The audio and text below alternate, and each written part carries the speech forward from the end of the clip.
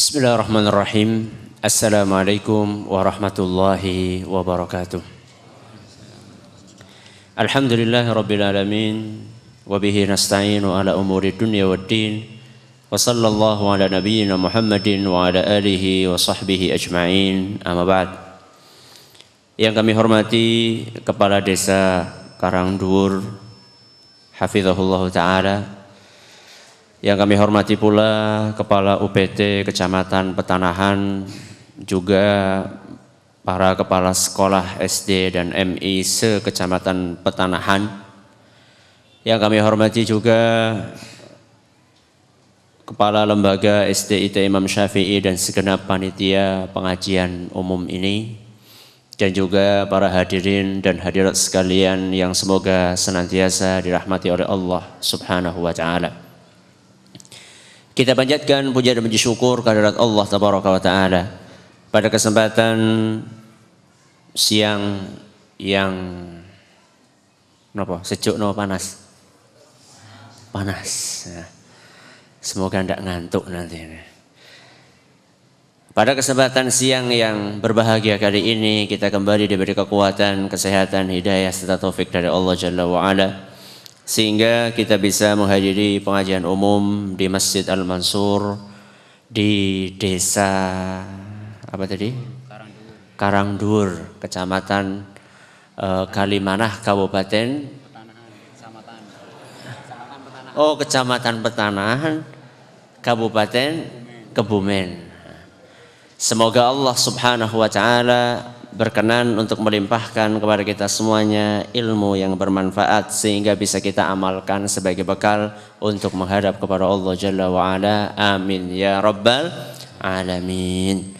Salat dan salam semoga senantiasa tercurahkan kepada junjungan kita Nabi besar Muhammad sallallahu alaihi wasallam, kepada para sahabatnya, keluarganya dan umatnya yang setia mengikuti tuntunannya hingga akhir nanti. Para hadirin dan hadirat sekalian yang kami hormati, judul pengajiannya apa? Istriku bukan bidadari dan aku juga bukan malaikat. Apa sih gambarannya panjenengan ketika membaca judul itu? Kira-kira pengajiannya isinya apa? Lah, ada lucunya. Isinya kira-kira apa? Yang namanya orang hadir pengajian, lihat judulnya kan, oh mesti niki arep sinau apa gitu kan. Belajar apa coba kira-kira jenengan ketika membaca judul seperti itu? Kira-kira yang dibayangkan, bayangannya jenengan mau belajar apa?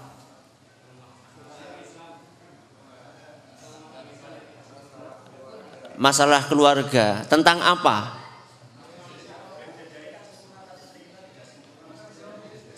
Oh, Masya Allah. Berarti sudah tahu isinya ya, sudah kita bubar aja pengajian. Sudah tahu isinya kok. Istriku bukan bidadari dan aku juga bukan malaikat. Ini adalah menggambarkan bahwa istri kita itu bukanlah sosok yang sempurna. Sama juga kita juga bukan sosok yang sempurna. Berarti pada orang sempurna. Terus kenapa kalau kita mengetahui itu? Karena banyak di antara kita dulu ketika sebelum menikah. Panjenengan sudah menikah? Sudah? Oh iya, sing nom-nom ya urung. Ini yang sepuh-sepuh sudah semuanya toh? Sudah. Dulu ketika jenengan belum nikah, gambaran jenengan istrinya jenengan itu kayak apa? Bayangannya nyong arep nikah karo wong sing siji ayu, loro sugih, telu manut, papat apa? Cerdas, pinter, 5 soleha. Nah, gue soleha nomor 5 jan. Dongane nomor 1 soleha mau, tapi nomor 1 sing metu sing ayu malah. Itu gambaran kita. Itu gambaran kita ketika kita itu akan menikah. Nyong kira-kira engko arep nikah karo wong sing ayu, sing pinter masak, terus sing sugih, sing sabar, sing ini dan seterusnya. Itu bayangannya kita semuanya atau bayangannya jenengan. Nah, setelah kita nikah, apakah bayangan itu kita dapatkan? Ora babar belas? Ora ayu, ora sugih, ora manut, ora solehah? Bayangannya itu seperti itu kira-kira kita akan nikah. Dan itu boleh-boleh saja atau tidak? Kita punya cita-cita seperti itu boleh enggak? Boleh, enggak apa-apa. Bahkan Nabi kita sallallahu alaihi wasallam dalam sebuah hadis yang diriwayatkan oleh Imam Bukhari dan Muslim, beliau pernah mengatakan tungkahul mar'atu li arba'. Wanita itu dinikahi karena 4 pertimbangan. Karena berapa pertimbangan? 4 pertimbangan. Kata beliau sallallahu alaihi wasallam, yang pertama lima liha. Yang pertama karena sugih. Pertama karena kekayaannya. Yang kedua lihasabiha, karena kedudukannya. Dia orang punya kedudukan karena nasabnya baik misalnya. Seorang bangsawan, seorang ningrat, seorang yang berdarah. Apa iya? Seorang yang berdarah biru, ningrat, ya. Kalau laki-laki Raden, kalau perempuan apa? Roro. Masih ada sekarang Roro. Ya. Pokoknya orang punya kedudukan, ini yang kedua. Yang ketiga kata Nabi SAW, li jamaliha, karena ayune. Yang keempat li diniha, karena agamanya. Jadi Nabi SAW memberitahukan bahwa wanita itu dinikahi karena 4 pertimbangan tersebut.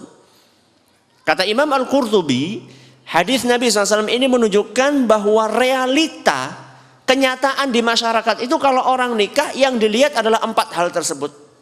Yang pertama apa tadi? Hartanya. Yang kedua nasabnya. Yang ketiga kecantikannya. Yang keempat agamanya. Rata-rata orang nikah pertimbangannya itu. Tapi apakah wajib harus ketika kita akan menikah harus kita menemukan wanita yang memenuhi 4 kriteria tersebut? Harus apa tidak? Tidak harus. Karena kalau harus ya enggak, ya cuma berapa orang yang nikah. Ya iya, karena coba siapa, saya tanya coba, siapa di antara istri jenengan ya, yang memenuhi 4 kriteria ini dengan sempurna? Siapa? Ngacung? Apa izin? Atau tawadu? Jarang ada seorang wanita yang memenuhi 4 syarat ini. Makanya ketika kita punya bayangan, istri saya nanti seperti bidadari, kemudian setelah kita menikah ternyata tidak seperti bayangan kita sebelum kita menikah, maka bersiap-siaplah untuk menghadapi rumah tangga yang sejati, yang bukan hanya di alam mimpi. Kalau tadi bayangan itu hanya di dalam mimpi saja. Tapi kalau sudah masuk ke dalam rumah tangga yang hakiki, jangan kita seperti orang sedang mimpi. Kemudian sama juga ibu-ibu. Nah, jangan dipikir jenengan itu cuma jenengan yang pengen dapat bidadari. Ibu-ibu dulu juga ketika nikah, bayangannya suaminya adalah orang yang sing ganteng, terus sing sugih pada bae teneng. Terus sing gagah, sing sabar, apalagi ya kalau laki-laki itu apa? Tanggung jawab. Yang tanggung jawab, yang sayang kepada anak-anak. Itu bayangannya ibu-ibu dulu ketika sebelum menikah dengan jenengan. Ternyata ketika nikah dengan jenengan, apa yang dilihat? Apakah seperti itu bayangannya atau kenyataannya? Ternyata tidak. Dia membayangkan suaminya itu seperti malaikat, sebagaimana jenengan membayangkan istri jenengan itu seperti bidadari. Kalau misalnya kita ingin seperti itu, maka sesungguhnya akan sangat sulit tercapai untuk mendapatkan istri seperti bidadari yang memiliki kesempurnaan dari segala sisinya. Dan seorang wanita juga akan sangat sulit sekali untuk mendapatkan suami yang seperti malaikat yang sempurna dari segala sisinya.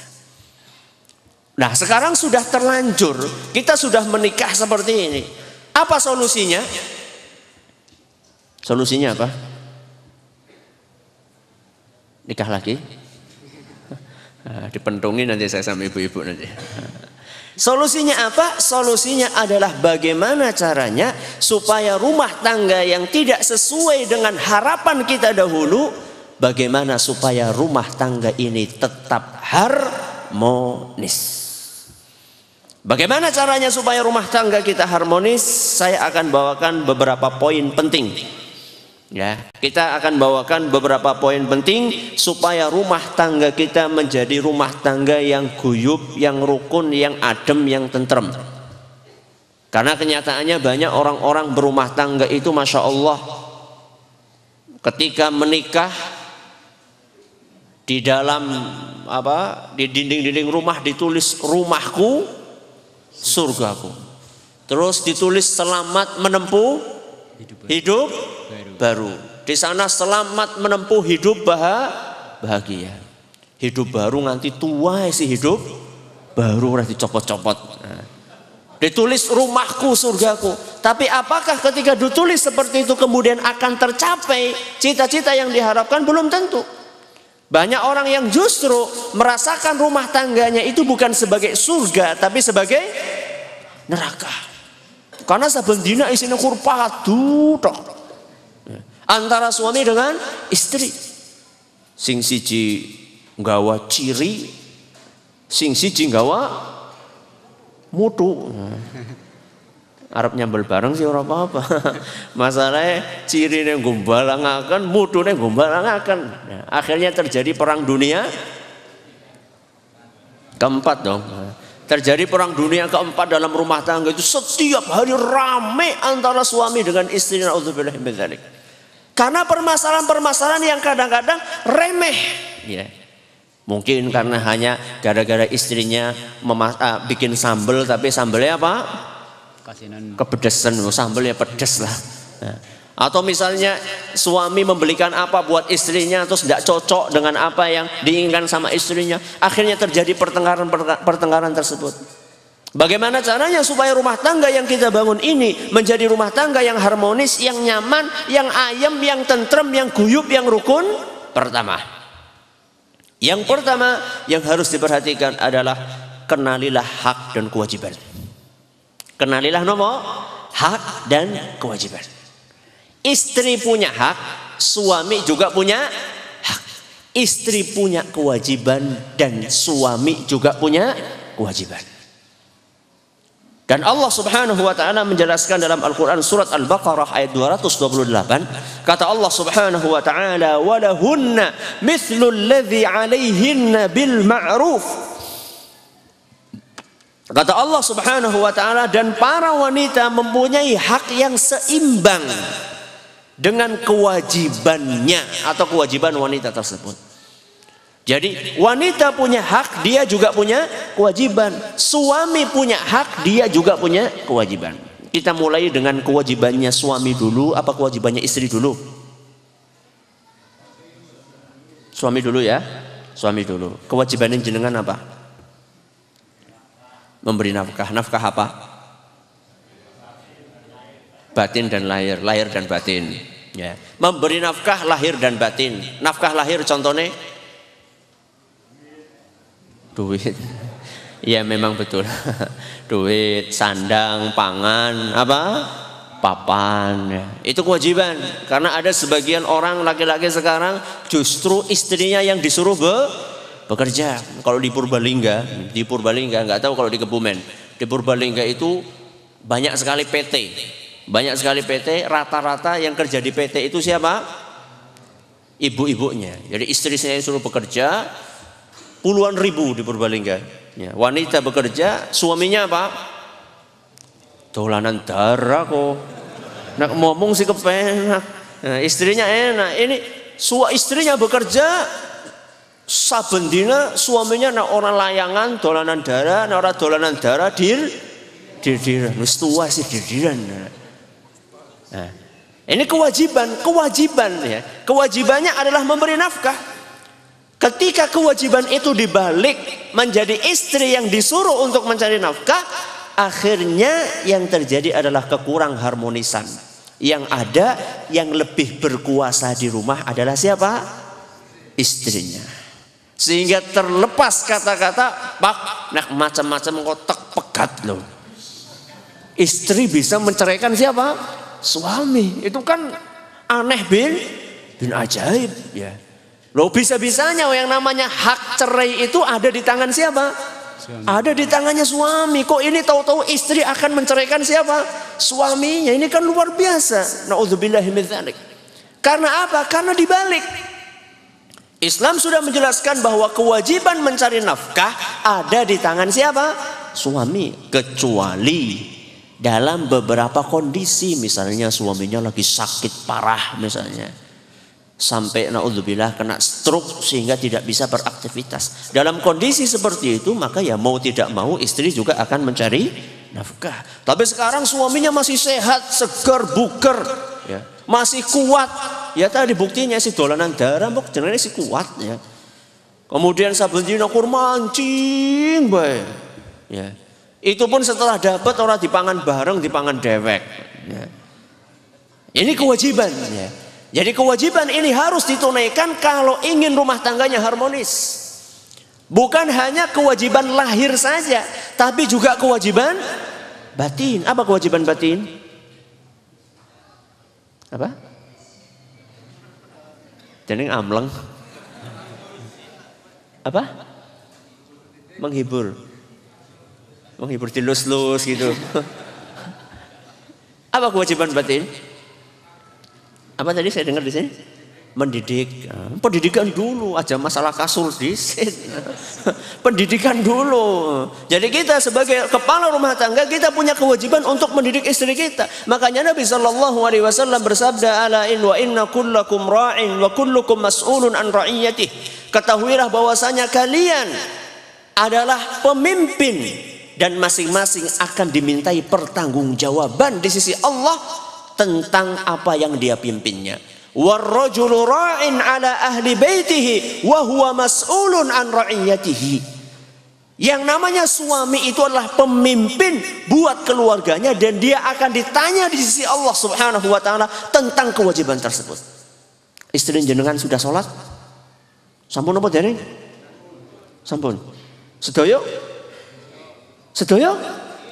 Alhamdulillah. Anak-anak jenengan sudah pada sholat? Sampun apa dereng? Sampun, alhamdulillah. Ki sampun kok orang mantep temen sampun apa dereng? Berarti sing ora sampun berarti urung gue. Berarti sing ora sampun berarti dereng gitu. Jadi banyak di antara para orang tua yang punya anak sampai besar belum juga sholat. Padahal Nabi kita Shallallahu Alaihi Wasallam memerintahkan kepada kita, muru auladakum bis salati wahum abna'u sab'in. Perintahkanlah anak kalian untuk sholat ketika umurnya berapa? 7 tahun. Wadribuhum 'alaiha wahum abna'u ashrin. Dan kalau sudah sampai umur 10 tahun belum mau sholat juga, apa kata Nabi SAW? Pukul. Kepriwe golek mukul? Golek mukul kepriwe? Pokoknya nganti biru gitu. Enggak. Pukulan di dalam Islam itu ada etikanya. Jadi orang kayak Kanjeng Nabi SAW ngendika kon dipukuli ngene sabuk kayak copot. Nah, bukan seperti itu. Sebagian orang salah paham. Hukuman di dalam Islam itu bukan tujuannya untuk semata-mata menyakiti, bukan. Tapi tujuan hukuman di dalam Islam adalah untuk mendidik. Coba jenengan, ketika jewer putrane itu targetnya ben nangis apa ben kapok? Temenan loro-lorone. Kadang kan banyak di antara kita kalau jewer urung nangis, urung marem ya. Berarti kan yang dicari apanya? Mareme. Makanya kalau kita mencubit anak kita, jadi urung nangis, oh berarti kurang seru. Nah, itu salah ya. Di dalam agama kita yang namanya hukuman tujuannya adalah untuk mendidik dia. Kalau misalnya sudah cukup untuk mendidik, ya sudah cukup berhenti. Itu namanya hukuman di dalam agama kita. Jadi ini kewajibannya siapa? Kewajibannya suami. Kewajibannya suami antara lain adalah memberikan pendidikan kepada keluarganya, memberikan nafkah lahir dan batin. Ini kewajibannya suami. Kalau kewajibannya istri apa? Ibu-ibunya adopsi ya. Jadi saya tanya kepada jenengan, kewajibannya istri apa? Taat. Taat dalam apa? Taat dalam yang baik-baik. Contohnya kon gawe wedang. Contohnya kon gawe wedang. Misalnya jenengan, Bu, wedang kopi inilah kepak. Kadang-kadang ada sebagian, saya cerita tentang istri yang tidak baik ya, maka jangan dicontoh ya. Bu, gawe kakan wedang kepak. Mbok wis ngerti ke gulane nang kana, kopine nang kana, banyu panasnya nang kana, mbok gawe dhewek bisa. Ini namanya istri yang tidak taat kepada siapa? Suaminya. Maka seharusnya ketika istri diperintahkan sama suaminya, Pak atau Bu, tolong gawe kakan wedang, seharusnya jawabannya apa? Sendiko dawuh, siap, gerak, langsung dilakukan. Kalau misalnya dia melakukan sesuatu yang kira-kira tidak terlalu penting, tinggalkan. Ada sebagian istri karena saking sibuknya melihat sinetron, kalau sekarang saking sibuknya main Facebook, game ibu-ibu ya orang game lah. Masa ibu-ibu dolanan PS ya kebangetan lah. Sekarang itu mainan Facebook, saking sibuknya Facebook, subhanallah, sampai ada cerita yang luar biasa memprihatinkan. Ada seorang ibu ya, ada seorang istri yang dia itu terjerat Facebook. Seneng Pak, jangan tahu Facebook nggak? Aduh, enggak tahu. Ya ada yang tahu, ada yang enggak. Ada yang tahu. Facebook itu ya itulah lah. Apa ya, saya juga enggak tahu. Saya juga enggak pernah main Facebook ya. Facebook itu apa ya? Ya kayak SMS-an lah intinya. Kayak SMS-an intinya seperti itu. Jadi mencari teman lewat dunia maya gitu. Ada seorang istri yang saking senengnya Facebook kan, sampai dia melalaikan pendidikan anaknya. Diceritakan bahkan hal-hal yang kaitannya dengan hal-hal yang prinsip. Ketika dia lagi main Facebook, anaknya nangis. Anaknya apa? Nangis. Karena haus, pengen minum ASI. Karena dia lagi asyiknya Facebook, dibiarkan anaknya nangis. Yang namanya anak nangis itu kan semakin keras, tangannya semakin gerak-gerak, sehingga bantal yang awalnya di bawah kepala berubah menjadi di atas kepala. Karena dia terus gerak-gerak, akhirnya bantal yang awalnya di bawah kepala dia nutupi kepalanya. Dipikirnya, oh, alhamdulillah anteng ya suara apa terus bemen. Ternyata si anak itu kehabisan nafas. Anaknya kentongan apa? Nafas. Dan dia masih asik saja main Facebook. Sampai suaminya datang. Bu, anak endi? Embu kayak nang kamar dia nggak ngelihat sama sekali, masih tetap lihat apa? HP-nya terus gitu. Ketika dilihat bapaknya, suaminya melihat, astagfirullah, anaknya itu sudah sekarat. Ya. Bu, ki bocah iki, Bu. Oh iya pak sedela. Masih terus main Facebook sampai datang ke rumah sakit. Ketika sampai rumah sakit ternyata tidak tertolong, alias meninggal dunia anaknya. Dan masih juga ibunya itu megang HP, dolanan Facebook. Sampai suaminya ini tidak tahan, HP-nya diambil terus dibanting. Facebook anaknya nganti mati. Nauzubillah min dzalik. Maka hati-hati ya. Walaupun itu teknologi yang sebenarnya tergantung bagaimana cara pemakaiannya, tapi kadang-kadang banyak orang yang lalai gara-gara teknologi. Kewajiban istri diantaranya adalah taat kepada suaminya. Dan juga termasuk kewajiban istri adalah dia berusaha untuk melayani suaminya semaksimal mungkin yang bisa dia lakukan. Istri jenengan sok dandan apa mboten? Dandan apa mboten? Sering. Kapan? Nek arep apa? Nek arep kondangan, ya mbok. Berarti istrinya jenengan itu kecantikannya untuk siapa? Untuk wong-wong sing kondangan. Seharusnya kecantikan istri itu dimiliki oleh siapa? Oleh suami. Kenyataannya masih banyak ibu-ibu di negeri kita ini yang nek arep kondang, masya Allah dandane ali-ali 5 dinggo kabeh. Abang, ijo, kuning, apa maning. Masya Allah, kalau mau kondangan, mau arisan, mau ke mana, itu Masya Allah dandannya luar biasa. Tapi kalau di hadapan suaminya nang omah kepriwe? Mambune apa? Nah, nun saya Bu nggih, panjenengan jangan tersinggung, ini kenyataan ini Bu. Sebagian ya, sebagian. Baunya sudah nggak dipedulikan, Masya Allah, baunya ndak enak. Bau kecut, bau berambang, mambu jengkol, apa maning, ya, kelambinnya pada bolong, ya. Jadi sama sekali tidak menarik, rambutnya awut-awutan. Ya. Jadi ini yang harus diperhatikan, bahwa seorang istri memiliki kewajiban untuk melayani suaminya. Maka dari sini sering ada orang datang ke rumah saya, para istri yang mengeluhkan suaminya itu punya will. Apa will? Wanita idaman lain alias selingkuh. Bismillah. Alias selingkuh. Di antara yang saya sampaikan, nasihat yang saya sampaikan biasanya kalau ketemu sama ibu-ibu yang seperti itu, saya tanya pertama kali, jenengan dandan napa mboten? Ya. Saya tanya pertama kali, jenengan dandan atau tidak?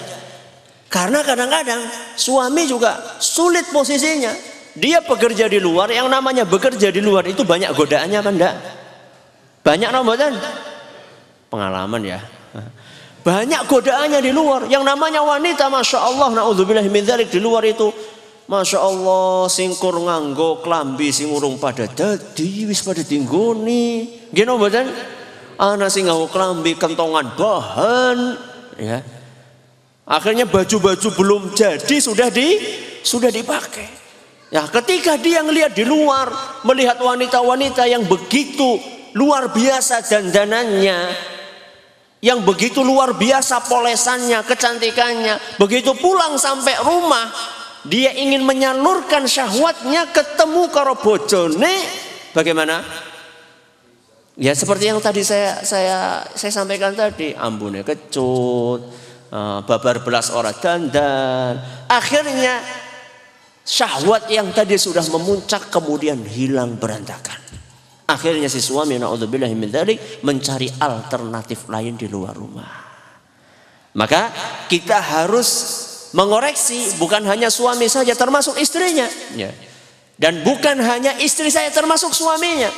Dan saya katakan seperti ini bukan sebagai bentuk pembenaran kepada para suami yang punya wanita idaman lain, bukan. Oh berarti ya pancen gara-gara bojoku. Ya ora apa-apa, bojoku kaya kiye ya ora apa-apa golek wanita idaman lain. Bukan seperti itu, ya. Tapi ini untuk menjelaskan bahwa setiap laki-laki dan perempuan itu sama-sama punya kewajiban dan sama-sama punya hak. Manakala kewajiban tersebut tidak ditunaikan, maka akan timbul riak-riak di dalam sebuah rumah tangga. Dan ini harus kita perhatikan betul. Dan yang disuruh berdandan itu bukan cuma istri saja, panjenengan juga disuruh untuk memperhatikan penampilan. Wong lanang sih dandane kepriwe Ustaz? Gimana dandane wong lanang pripun? Ya jungkatan. Terus apa lagi? Apa? Curiga. Curiga katanya, yaitu karena tidak umum. Karena nyatanya sekarang orang kalau mau dandan harus mengendi Pak. Orang mengendi kok. Saya dandan untuk jenengan. Loh, Nabi SAW itu juga dandan loh. Rasulullah SAW itu menjaga penampilannya di hadapan istri-istrinya. Dalam Sahih Muslim, Rasulullah SAW disebutkan oleh salah satu istrinya, annahu kana idza dakhala baitahu, Rasulullah SAW kalau masuk ke rumah, pertama kali yang dilakukan oleh beliau apa kira-kira? Salam. Kalau sudah salam, senyum, terus nyisir rambut, apa? Bersiwak. Napa bersiwak? Nek cara dewek sikatan. Ya. Kalau dulu, zaman dulu itu ada siwak itu cuma bentuknya apa? Kayu. Ya. Kayu itu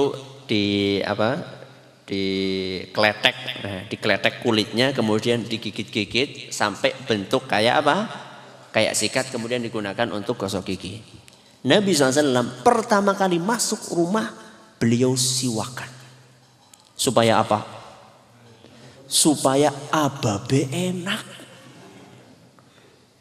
Kalau kita gimana mlebu rumah? Apa yang pertama kali dilakukan? Bu, wedang endi? Pertama kali kita seperti itu. Tanpa kita memperhatikan bagaimana bau tubuh kita, tanpa kita memperhatikan bagaimana bau mulut kita. Yang penting saya capek pulang dari kerja, maka saya harus meminta apa yang saya inginkan. Loh, emang yang capek cuma jenengan? Istri jenengan capek atau enggak? Loh, capek, sama-sama capek. Makanya harus ada saling pengertian. Sebagaimana kita menuntut istri kita untuk berpenampilan menarik, istri kita juga perlu menuntut suaminya untuk berpenampilan menarik. Makanya Nabi SAW senang sekali untuk pakai minyak wangi. Nabi SAW itu sangat gemar memakai minyak wangi. Karena apa? Karena Nabi SAW ingin menjaga penampilannya di hadapan siapa? Di hadapan istri dan anak-anaknya. Ini poin yang pertama. Apa tadi? Mengenali hak dan kewajiban. Yang kedua, supaya rumah tangga kita harmonis adalah harus bahu membahu. Bahu membahu. Napa bahu membahu? Saling tolong menolong. Saling tolong menolong. Sekarang saya tanya, urusan buri. Nah, urusan buri. Apa urusan buri? Dapur, sumur, kasur orang nemburi, kasur ngarep. Urusan belakang mulai dari masak, ngepel dan seterusnya, itu kewajibannya siapa? Kewajibannya siapa? Istri. Betul, kewajibannya istri. Secara asal urusan belakang, ya, yang kaitannya dengan dapur, kaitannya dengan masak, kaitannya dengan nyuci, kaitannya dengan nyetrika dan seterusnya, itu adalah kewajibannya istri. Itu betul. Sedangkan suami kewajibannya di mana? Kewajibannya di luar untuk mencari nafkah. Tapi apakah itu artinya suami tidak peduli dengan pekerjaan istrinya dan istri tidak peduli dengan pekerjaan suaminya? Tidak. Bukan itu maksudnya. Kalau kita melihat Nabi kita Muhammad SAW, kita akan dapatkan bahwa beliau adalah orang yang tidak hanya menjadi penonton setia di rumah. Nabi kita Muhammad SAW bukan hanya menjadi mandor yang bisanya cuma apa gitu nih? Petenteng rumah. Ya. Bukan seperti itu Nabi kita Muhammad SAW. Nabi kita SAW disebutkan oleh beliau dalam sabdanya. Kata beliau SAW, khairukum li ahlihi wa ana khairukum li ahli. Kata Nabi SAW, orang yang paling baik di antara kalian adalah orang yang paling baik terhadap keluarganya. Jadi kalau jenengan pengen tahu orang yang akhlaknya paling baik itu siapa? Adalah orang yang akhlaknya paling baik dengan keluarganya. Wa ana khairukum li ahli, kata Nabi SAW, dan aku adalah contoh yang paling baik untuk kalian terhadap keluargaku. Hadis riwayat At-Tirmidzi dan dinyatakan sahih oleh Ibnu Hibban dan Syekh Al-Albani.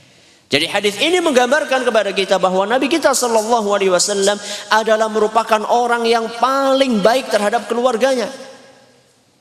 Apa Ustaz kebaikannya Nabi SAW? Di antara bentuk kebaikannya Nabi SAW, beliau itu turut peduli dengan membantu urusan belakang.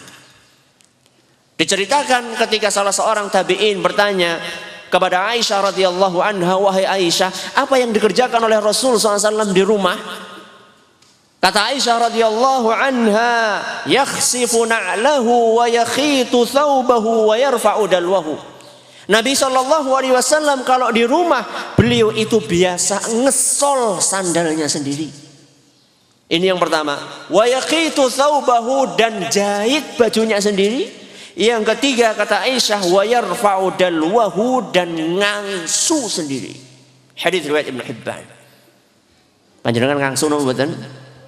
Mboten. Wis ana apa? Wis ana sanyo. Ya. Wis ana sanyo ben dadakan ngongkon. Nggih napa mboten? Lagi nyirame nang ngarep banyune entong, langsung tarsane metu. Bu. Wong se-RT krungu kabeh. Sanyone, Bu. Padahal kurgane apa? Kurgane cethek. Masya Allah. Lihat Kanjeng Rasul sallallahu alaihi wasallam. Beliau masih mau untuk ngangsu sendiri. Ya. Padahal beliau adalah orang yang paling mulia. Dan beliau tahu bahwasannya itu pekerjaannya sebenarnya adalah pekerjaan kewajibannya istri. Tapi karena Nabi SAW adalah orang yang paling mulia akhlaknya, maka Nabi SAW tidak hanya membiarkan istrinya bekerja dan sekedar menjadi penonton setia melihat istrinya ke sana kemari, tidak. Nabi kita Muhammad SAW adalah orang yang sangat sayang kepada keluarganya. Makanya ketika melihat Aisyah radhiyallahu anha kesibukannya banyak, Nabi SAW membantu ngesol sandalnya sendiri. Sandalnya tugel dijahit dewek. Bajunya bolong oleh Nabi SAW ditambal sendiri. Ya. Itulah seharusnya yang kita lakukan. Kita bantu. Pernah nggak jenengan bantu masak? Pernah. Kapan? Pas manten anyar? Hah? Sekarang? Alhamdulillah. Sampai sekarang. Alhamdulillah.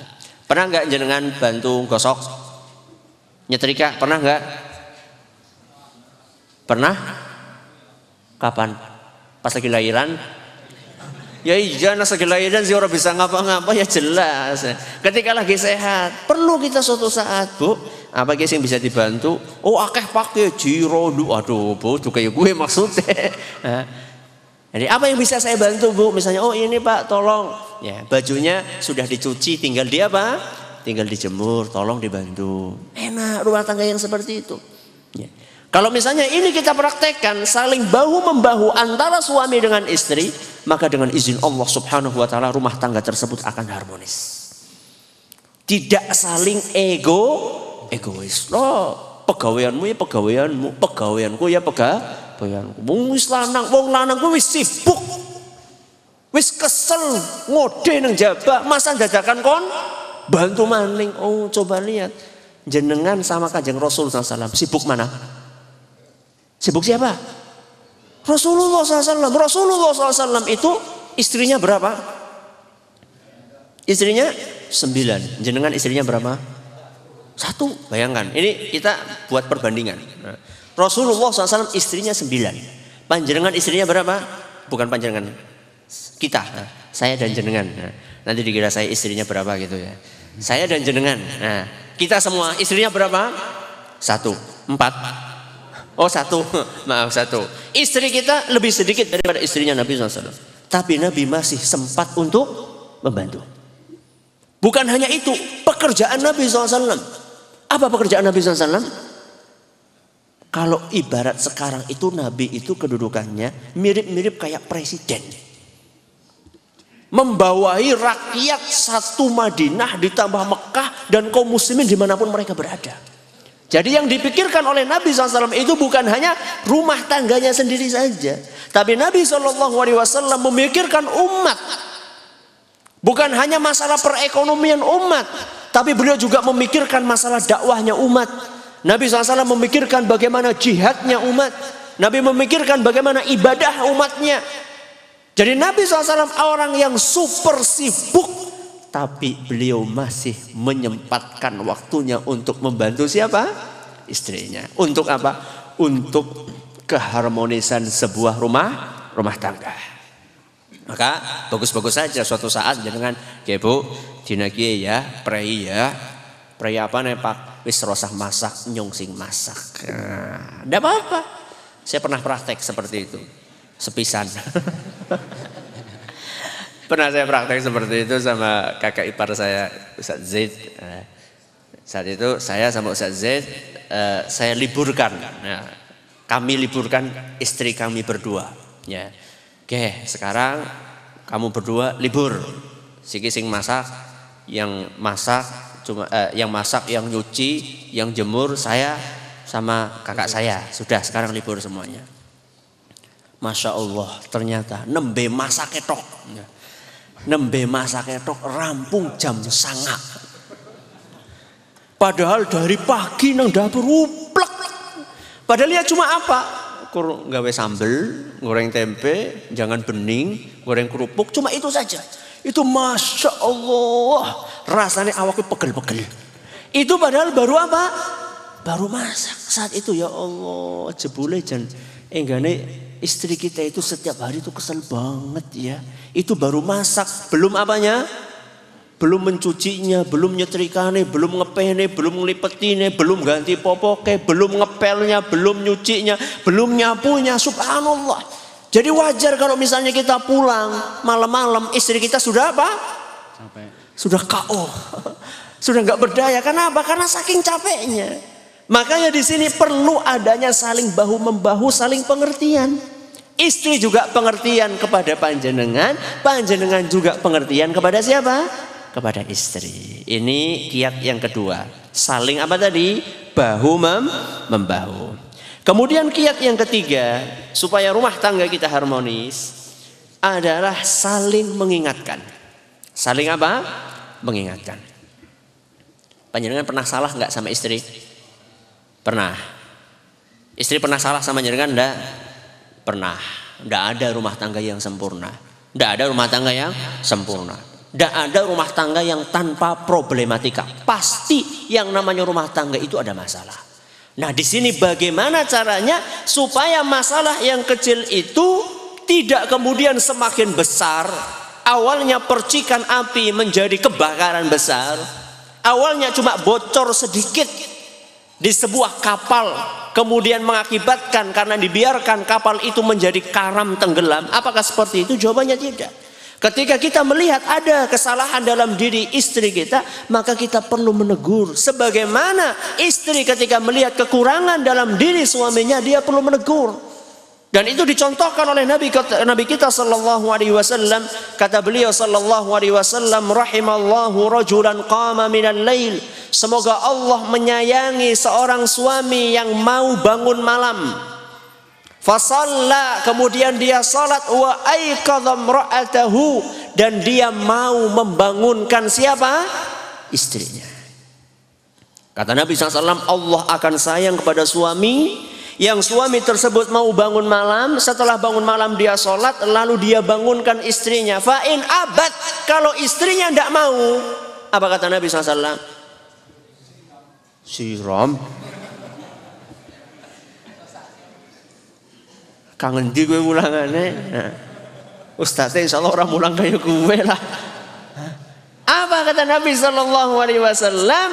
Fa in abat nadaha fi wajhihal ma. Kalau tidak mau maka dicireti, udah disiram, dicireti supaya apa? Supaya bangun. Ya. Jadi ini adalah bentuk saling mengingatkan antara suami istri. Nah, gimana jenengan? Tadi malam kayak gitu apa enggak?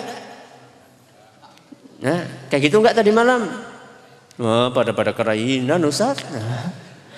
Nah, makanya di sini kalau misalnya salah satu sudah bangun duluan, maka membangunkan istrinya atau suaminya. Sama juga. Ini bukan cuma suami saja, istri juga. Kata Nabi Shallallahu Alaihi Wasallam, rahimallahu imra'atan. Allah akan menyayangi seorang wanita yang bangun malam. Allah akan menyayangi seorang istri yang bangun malam, kemudian dia sholat malam dan membangunkan suaminya. Kalau suaminya tidak mau, apa kata Nabi SAW? Sama, ya, supaya diperciki. Jadi jangan aja jengkel ngomongin ya, jangan marah-marah nanti, bung ya. Tapi juga harus pakai etika ketika membangunkan. Hadis riwayat Abu Dawud dan nyatakan sahih oleh Ibnu Khuzaimah, Ibnu Hibban dan Al-Hakim. Jadi di sini Nabi kita Shallallahu Alaihi Wasallam mengajarkan bahwa perlunya ada saling mengingatkan antara suami dengan istri. Dan ketika mengingatkan, usahakan ketika mengingatkan itu ngelihat sikon. Napa sikon? Situasi dan kondisi. Deleng-deleng. Kalau kita ngasih nasihat, deleng. Iki lagi mood apa ora? Mood gue apa? Lagi apa? Lagi bombong. Paham bombong ya? Kita kan sangat satu suku kan, bombong tau bombong kan? Lagi apa? Lagi apa? Lega. Lagi lega. Lagi lega. Artinya lagi kepenak. Kalau kita mau kasih nasihat, lihat kondisinya. Apakah istri kita lagi enak hatinya? Lagi nyaman hatinya atau tidak? Kalau misalnya kita kasih nasihat ketika istri kita sedang emosi, kira-kira apa? Geni ketemu geni, atau geni ketemu bensin. Ya.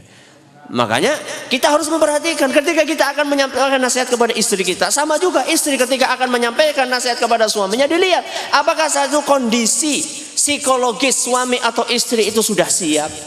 Apakah kondisi hatinya sedang nyaman atau tidak. Ketika sudah nyaman maka disampaikan. Dan juga cara menyampaikannya harus diperhatikan. Bukan yang penting itu bukan hanya menyampaikan nasihat, tapi cara menyampaikannya benar atau tidak. Jangan sampai istri melihat suaminya tidak sholat, mengingatkan dengan peringatan, Pak sholat Pak, nak orang sholat mati ini jengking kok loh. Lu ngasih nasihat yang enak gitu loh, Pak. Sholat yuk Pak, yuk ngolet sangu, ya pada ngolet sangu Pak. Urip nang dunya kur sedela, pergi anu urip sing luwih dawa, ayo pada ngolet sangu. Itu kan enak enggak? Enak enggak? Enak. Ya. Sama juga jenengan ketika menasihati istrinya juga seperti itu. Ya. Ini namanya saling apa? Saling mengingatkan.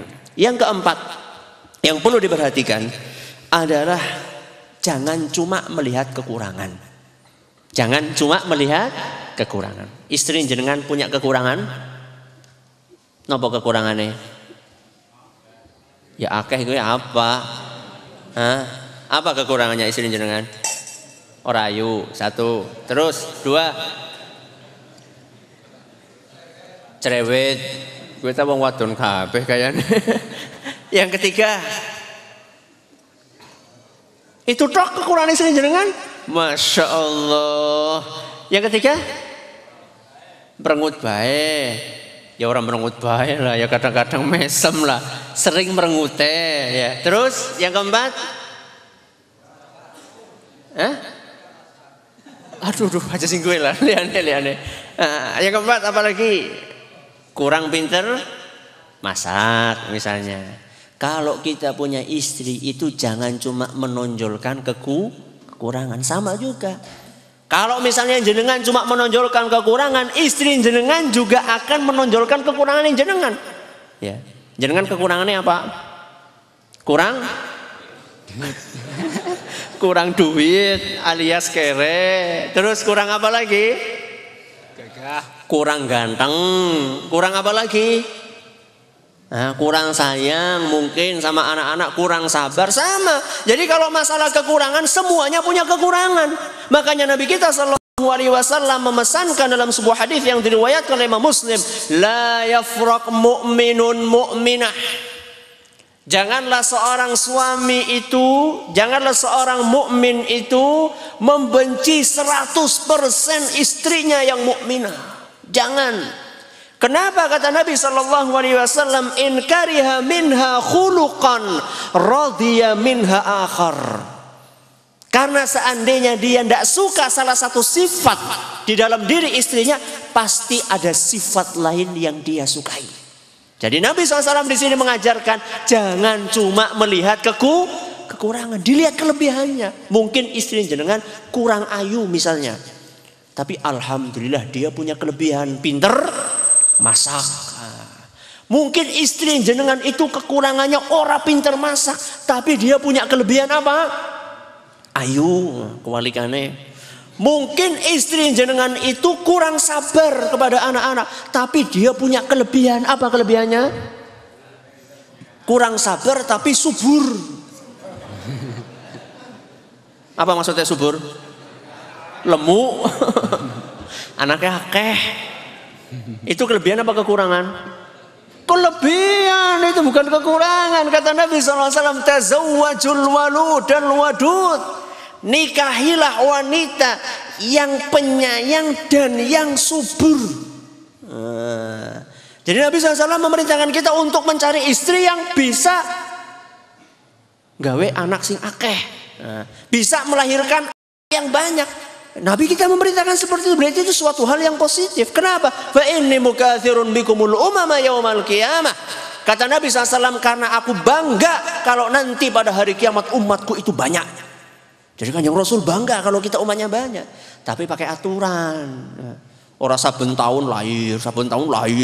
Iki urung rampung golek asih wis kesundul maneh nang adine. Bukan seperti itu, pakai cara juga. Orang sembarang asal nambah. Nikah urung 10 tahun anaknya wis 11. Bukan seperti itu ya. Pakai cara minimal kita memenuhi apa yang Allah sebutkan dalam Al-Qur'an, haulaini kamilaini. Susuannya cukup berapa? Bisa sempurna 2 tahun itu minimal. Berarti kalau kayak gitu kan kalau dihitung-hitung 2 tahun rampung golek asi, berarti gawe maning nunggoni setahun. Berarti pira jarake? Paling ora 3 tahun. Udah saben tahun. Anda ya kesel lah bojone lah.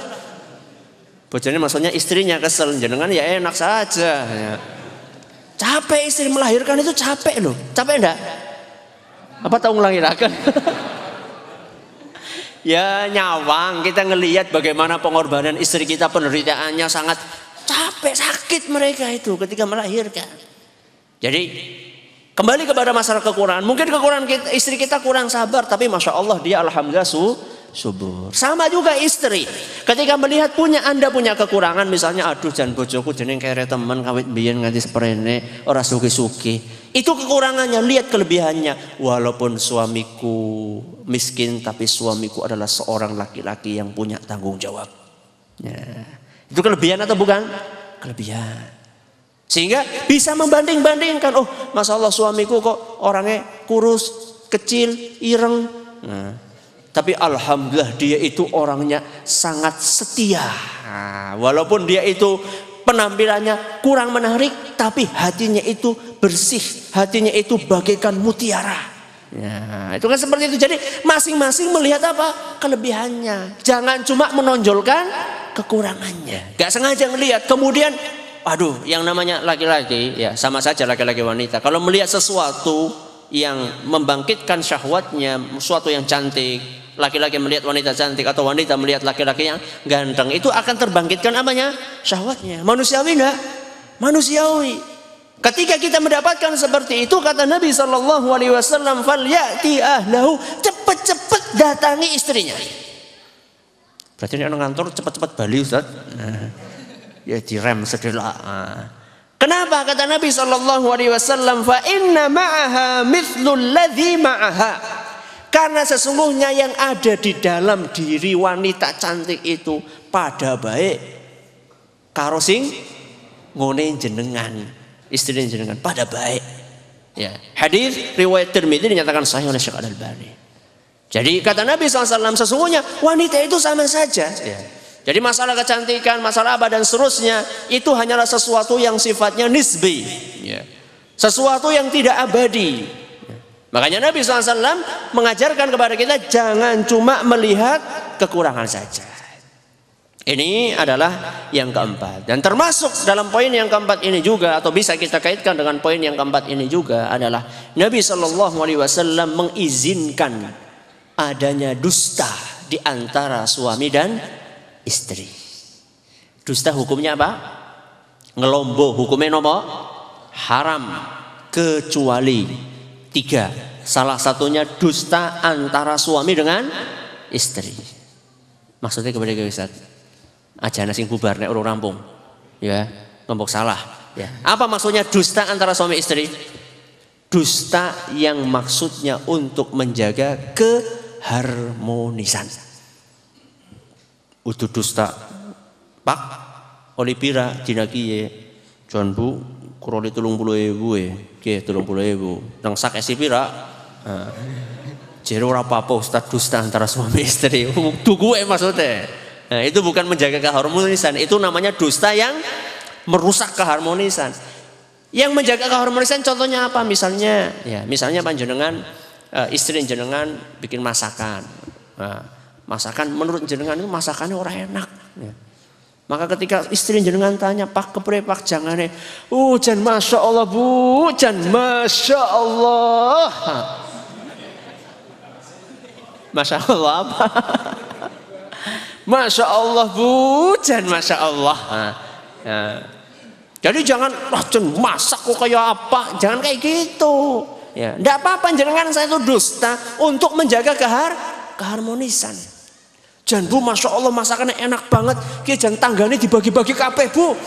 Ben melu ngrasakaken, maksudnya ben cepet entong gitu. Ya. Bagikan kepada tetangga atau puji istri jenengan ya.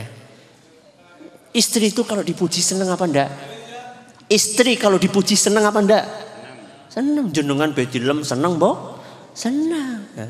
Jadi kalau misalnya istri masak dengan masakan yang masya Allah Bu, masakannya jen enak banget.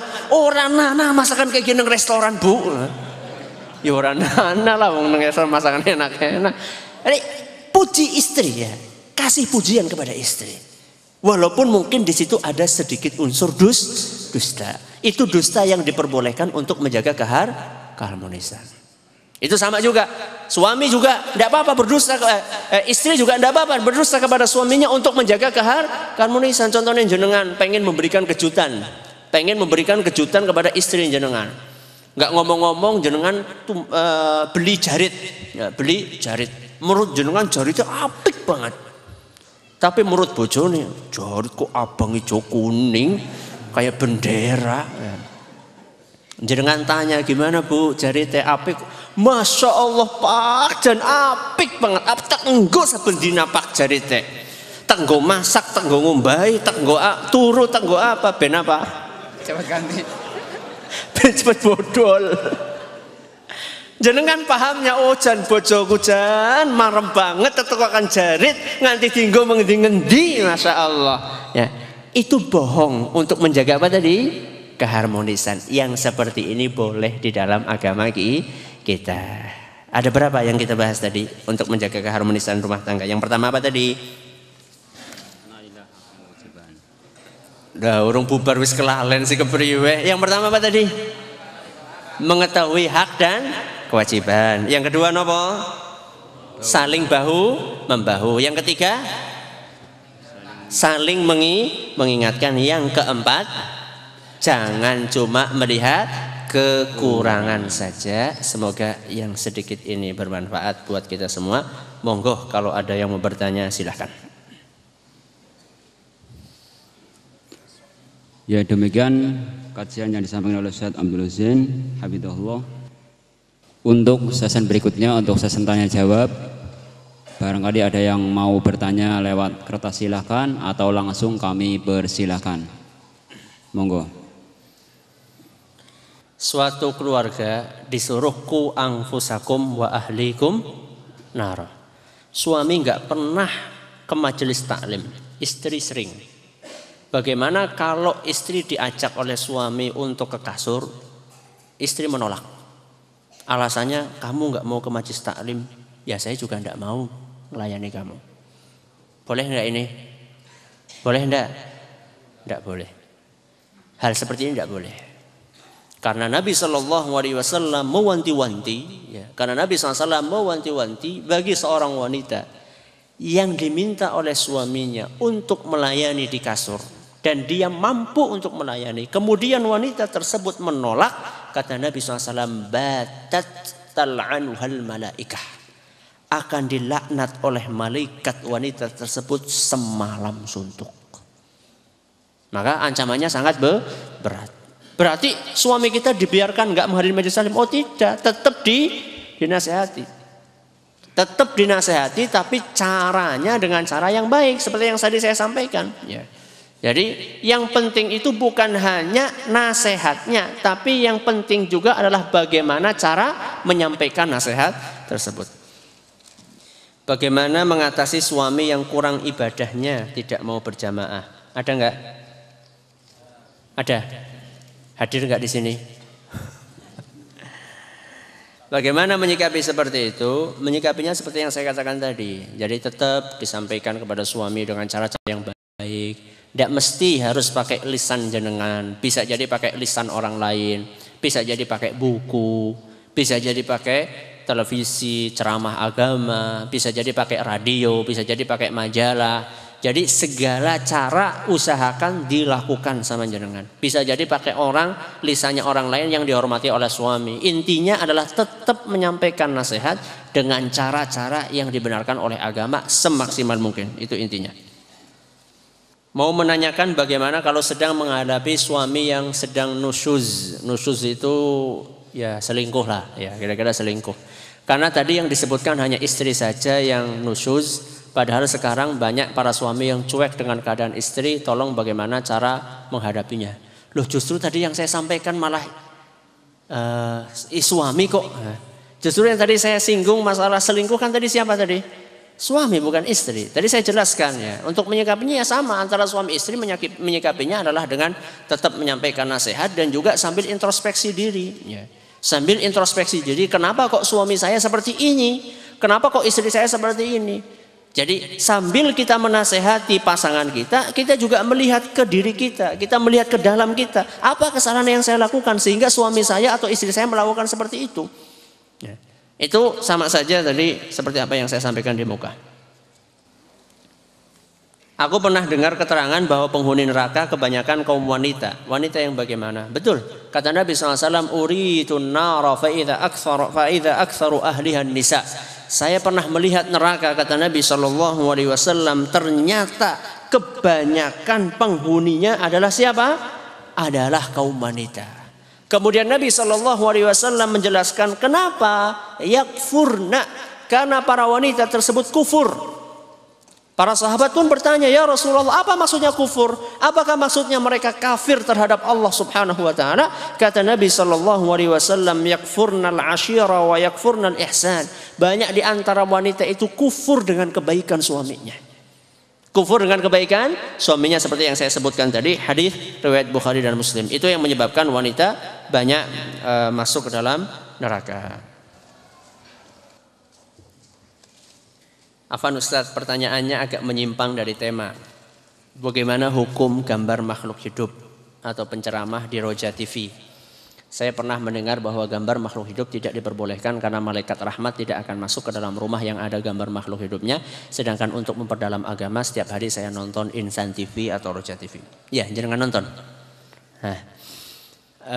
Para ulama menjelaskan bahwa video itu berbeda dengan sekedar gambar, foto atau gambar lukisan. Jadi para ulama menjelaskan bahwa video itu hukumnya berbeda. Pun seandainya itu dikatakan gambar, ya, seandainya video ini dikatakan gambar, para ulama juga menjelaskan bahwa untuk kepentingan dakwah Islamiyah itu diperbolehkan dan itu bisa dibaca di banyak fatwa, di antaranya fatwa Lajnah Daimah, ya, para ulama besar Arab Saudi yang menjelaskan bahwasanya untuk kepentingan dakwah itu tidak masalah. Makanya para ulama besar di abad ini juga mereka biasa untuk ngisi televisi, ya, untuk ngisi televisi. Para ulama yang hidup di zaman kita ini banyak di antara mereka yang membolehkan hal tersebut. Adapun kalau misalnya ada orang yang memiliki pendapat yang berbeda, ya kami hormati, ya silahkan Anda punya pendapat yang berbeda, tidak masalah. Tapi jangan paksakan pendapat Anda kepada kita. Sebagaimana kita juga nggak memaksa jenengan untuk mengikuti pendapat kami, sama saja. Ya. Jadi ini permasalahan kontemporer yang masih ada tarik ulur di antara para ulama. Dan kalau misalnya kita mau jujur lihat para ulama kita, mereka berbeda pendapat dalam masalah ini, tapi mereka saling menghormati. Ya.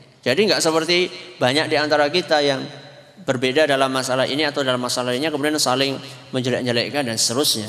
Kalau kita lihat para ulama kita, mereka walaupun berbeda dalam masalah ini dan juga dalam beberapa masalah yang lainnya yang masing-masing punya argumen yang kuat, mereka saling menghormati. Kecuali kalau misalnya perbedaan itu bukan merupakan perbedaan yang bisa ditolerir, ya, seperti perbedaan antara sunnah dengan apa? Dengan bid'ah, atau antara tauhid dengan syirik. Kalau itu kita harus tegas. Tapi dalam perbedaan pendapat yang seperti ini, yang masing-masing punya argumen yang kuat dan juga sama-sama pendapat itu dianut oleh para ulama yang muktabar, ulama yang dikenal, ulama yang piawai dalam bidangnya dan mereka juga akidahnya lurus, maka kita perlu saling menghormati dalam masalah tersebut. Bagaimana hukum suami yang tidak mau bekerja dengan alasan istri sudah bekerja? suami hanya menjaga anak-anak dan membantu orang tua suami saja. Ya tidak benar.